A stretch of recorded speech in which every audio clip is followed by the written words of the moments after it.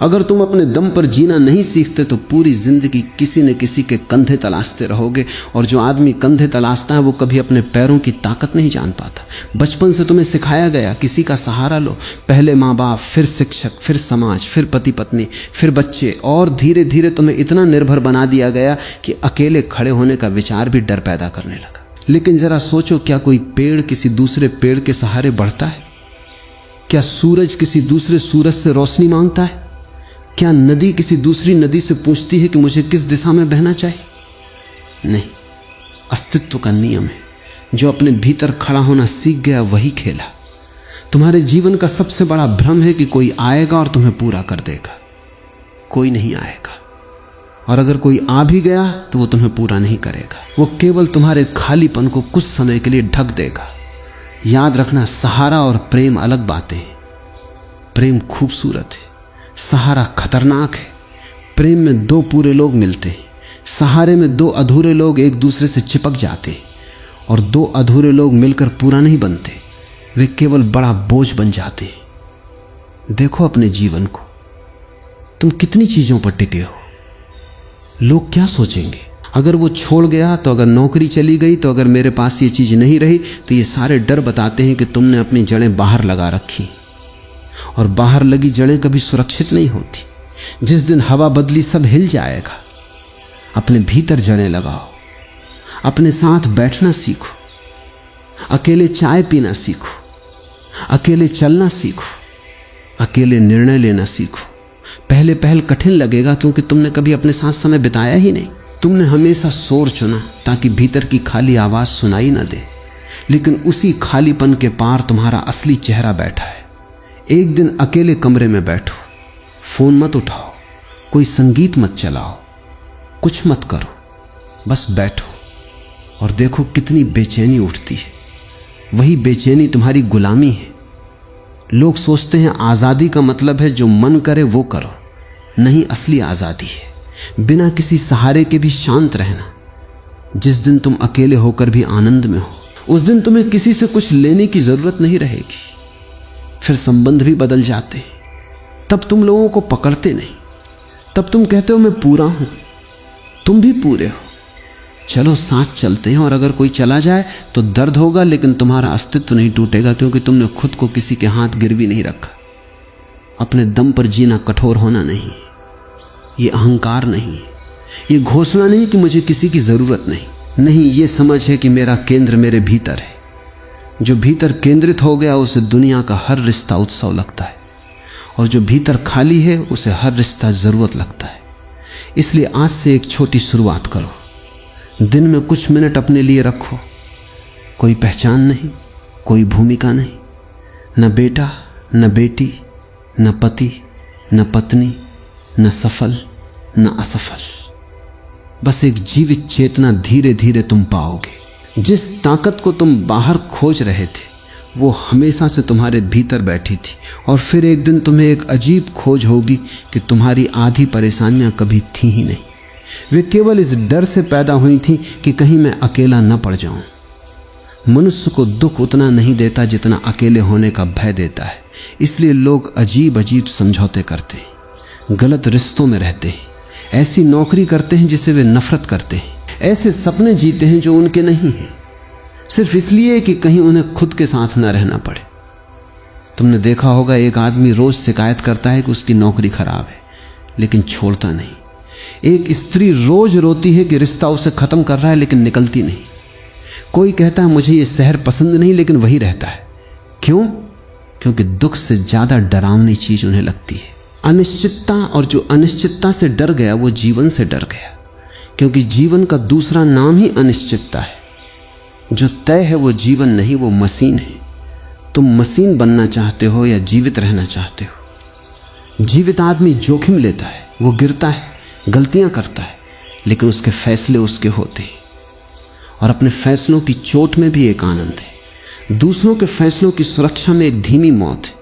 समाज तुम्हें सुरक्षित बनाना चाहता है, अस्तित्व तुम्हें जीवित बनाना चाहता है। इन दोनों में फर्क समझो। सुरक्षित आदमी धीरे धीरे डरपोक हो जाता है, जीवित आदमी धीरे धीरे स्वतंत्र हो जाता है। तुम्हें बचपन से कहा गया अच्छे नंबर लाओ, अच्छी नौकरी लो, अच्छा घर लो, अच्छी इमेज बनाओ, लेकिन किसी ने यह नहीं कहा खुद को जानो, अपने पैरों पर खड़े होना सीखो, अपने डर को देखो, अपने भीतर उतरना सीखो।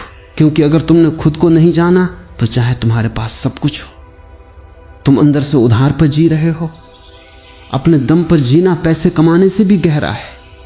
बहुत लोग आर्थिक रूप से स्वतंत्र हैं, लेकिन भावनात्मक रूप से भिखारी हैं। हर समय उन्हें किसी का अप्रूवल चाहिए। कोई तारीफ कर दे तो खुश, कोई नजरअंदाज कर दे तो टूट गए। सोचो, अगर किसी के एक शब्द से तुम्हारा दिन खराब हो सकता है तो तुम्हारे जीवन की चाबी तुम्हारे पास नहीं है, वो दूसरों की जेब में है। और तुम कहते हो तुम स्वतंत्र हो नहीं, तुम केवल सजावटी गुलामी में हो। अपने दम पर जीने का पहला कदम है। किसी से बात करने को कहेगा, कुछ देखने को कहेगा, मत भागो, बैठे रहो। तुम पहली बार अपने मन को देखोगे और तुम चौंक जाओगे। तुम्हारा सबसे बड़ा मालिक बाहर नहीं बैठा, तुम्हारा मालिक तुम्हारा अपना मन है। वो कहता है ये करो, वो बनो, उससे बेहतर देखो, उससे आगे निकलो, और तुम दौड़ते रहते हो। कभी पूछा उससे क्यों, कहां जाना है, किस लिए? जिस दिन तुमने अपने मन से सवाल पूछना शुरू किया, उसी दिन अपने दम पर जीने की शुरुआत हो जाती है। क्योंकि स्वतंत्रता बाहर की परिस्थिति नहीं, भीतर की स्थिति है। और अब मैं तुमसे कुछ ऐसी बात कहूंगा जिसे सुनकर शायद तुम्हारा मन असहज हो जाए, क्योंकि मन हमेशा वही सुनना चाहता है जिससे उसकी पुरानी आदतें बची रहें। मन चाहता है कि कोई उसे दिशा दे, कोई उसे बताए क्या सही क्या गलत, कोई उसे भरोसा दे कि डरो मत, मैं हूं। लेकिन मैं तुमसे कहता हूं, जिस दिन तुम किसी के मैं हूं पर टिक गए, उसी दिन तुमने अपने मैं हूं को खो दिया। ध्यान से समझना, अपने दम पर जीना अकेले लड़ना नहीं है, ये दुनिया छोड़ देना नहीं, ये लोगों से दूरी बनाना नहीं, ये भीतर ऐसी जगह खोजना है जहां तुम्हारा अस्तित्व किसी दूसरे के होने या ना होने पर निर्भर ना करे। तुम्हारा दुख कहां से आता है? तुम सोचते हो घटनाओं से? नहीं, दुख आता है अपेक्षा से। तुम किसी को पकड़ते हो और कहते हो तुम मुझे खुश रखोगे, तुम मुझे समझोगे, तुम मुझे कभी छोड़ोगे नहीं, तुम मेरे अनुसार रहोगे। और फिर एक दिन सामने वाला वैसा नहीं करता और तुम कहते हो उसने मुझे दुख दिया। नहीं, दुख उसने नहीं दिया, दुख तुम्हारी पकड़ ने दिया। जीवन को मुट्ठी में पकड़ोगे तो रेत की तरह फिसलेगा, खुली हथेली रखोगे तो जो आएगा टिकेगा, जो जाएगा उसे जाने दोगे, और तब पहली बार तुम जीना शुरू करोगे। देखो, लोग कहते हैं मुझे मोटिवेशन चाहिए। मैं कहता हूं तुम्हें मोटिवेशन नहीं, स्पष्टता चाहिए। क्योंकि मोटिवेशन नशा है, आज मिला कल उतर गया। आज किसी की बात सुनकर आग लग गई, कल वही आदमी नहीं मिला, आग बुझ गई। फिर क्या करोगे? फिर किसी और की तलाश, फिर किसी और की वीडियो, फिर किसी और का भाषण, और पूरी जिंदगी तुम उधार की आग लेकर घूमते रहोगे। अपनी आंख पैदा करो, और अपनी आंख पैदा करने का एक ही तरीका है, अपने जीवन की जिम्मेदारी लेना।